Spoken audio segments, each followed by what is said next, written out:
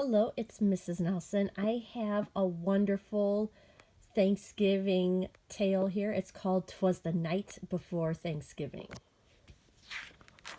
And this book is written and illustrated by Dave Pilkey.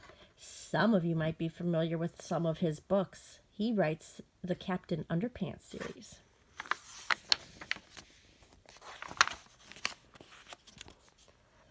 "'Twas the day before Thanksgiving, and all through the trees the fall leaves were spinning aloft in the breeze.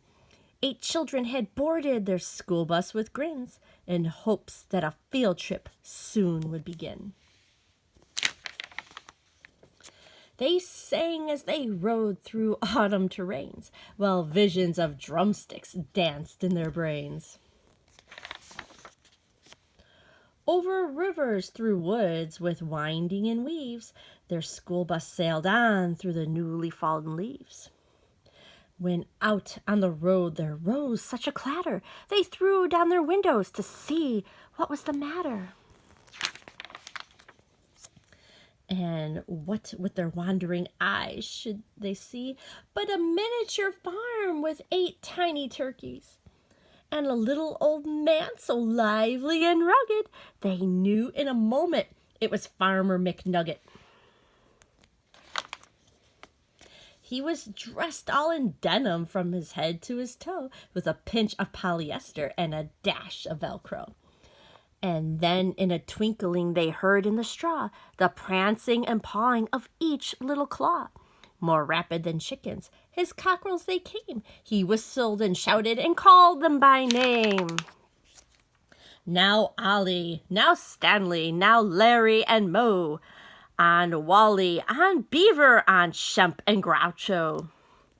And the turkeys were chunky with smiley baked faces, and they greeted the children with downy embraces.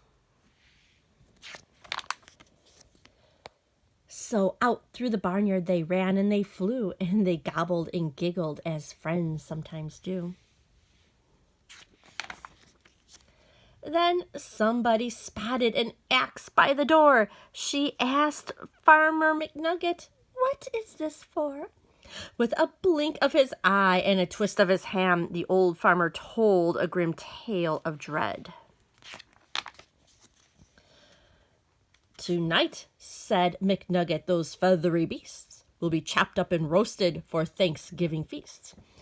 The children stood still as tears filled their eyes. Then they clamored aloud in a chorus of cries. "Oh dear," cried McNugget, "now what shall we do?" So he dashed to the well, and the teacher went too. And they fetched some water fresh from the ground, in hopes that a swig might calm everyone down. When they returned to quite the matter, the children were calmer and mysteriously fatter. The boys and the girls drank up their drinks in the hay, then thanked old McNugget and waddled away. They limped on the school bus, all huffing and puffing. It's not easy to walk with hot turkey stuffing.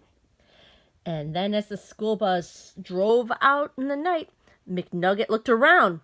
Not a turkey in sight. 'Twas the night before Thanksgiving, and the stars up above shone down on a school bus, abounding with love. The very next evening, 8 families were blessed with 8 fluffy Thanksgiving turkeys as guests. They feasted on veggies with jelly and toast, and everyone was thankful, the turkeys the most. So each one gave thanks for love and for living, and they all had a wonderful, happy Thanksgiving.